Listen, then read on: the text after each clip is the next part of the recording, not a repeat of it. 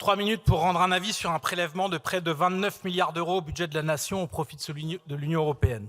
La France donne 12 milliards de plus que ce qu'elle reçoit. 29 milliards, c'est 24,6% de hausse par rapport à 2025. Cela interroge, a fortiori dans un budget 2026 fait de coupes budgétaires massives qui aggraveront les conditions de vie de la majorité des habitants de notre pays. Ce chiffre n'est pas qu'un montant, c'est un choix politique imposé aux Français contre leur vote de 2005. Celui d'une Europe néolibérale qui réclame toujours plus aux budgets nationaux, qui, avec la part de TVA, représente 88% de ses ressources. Chaque année, la facture grimpe mécaniquement et il faudrait valider sans broncher, sous peine d'être taxé d'anti-européens. Nous ne sommes pas opposés par principe à une contribution nationale au budget européen, au contraire. Mais pourquoi faire? Où va l'argent? L'exemple de la politique agricole commune est édifiant. 55 milliards, mais à qui? Aux plus grandes exploitations, puisque les aides étant calculées à l'hectare et non par type de production. 80% des aides vont à 20% des exploitations. L'agriculture paysanne et biologique, les circuits courts et la polyculture essentiels à notre souveraineté alimentaire sont sacrifiés.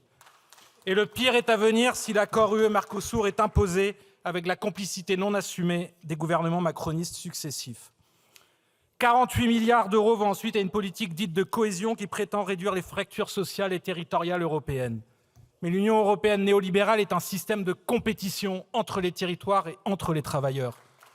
L'Europe qui demande de l'argent pour la cohésion est la même que celle qui creuse les inégalités. Et que dire de la politique industrielle et commerciale? Notre industrie est plombée par l'absurde fonctionnement du marché européen de l'électricité.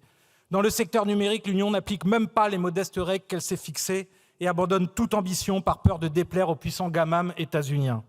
Sur tout le reste, la présidence de la Commission, avec l'aval des chefs d'État, a capitulé en signant avec Trump un deal prévoyant l'achat aux États-Unis de 750 milliards d'euros de produits énergétiques et 600 milliards d'euros d'investissements, quand l'urgence est à réindustrialiser en Europe.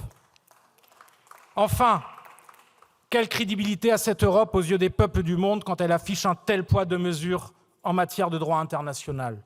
L'UE a été capable de mettre en place 19 trains de sanctions contre la Russie suite à l'invasion de l'Ukraine, mais elle est incapable de remettre en question l'accord d'association avec Israël en plein génocide. Je pourrais hélas poursuivre ce réquisitoire. L'Union européenne a besoin d'argent, qu'elle adopte, comme le propose notre groupe au Parlement européen, une taxe Zuckman européenne qui pourrait rapporter 67 milliards. Oui, ça pourrait, ouais.